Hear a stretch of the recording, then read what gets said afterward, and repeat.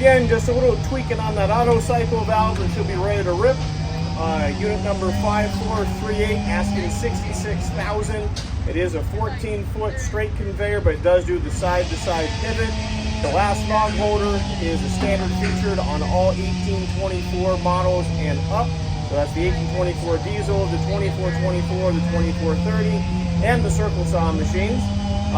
We do have the sawdust chute on this one, the auto cycle, the fast split for the quick return, the work light, and a 4-way, 6-way, 8-way. We do have the 8-way in it. So give us a phone call, shoot us an email, and definitely stop by. We do have a piddle ring on this one for towing home.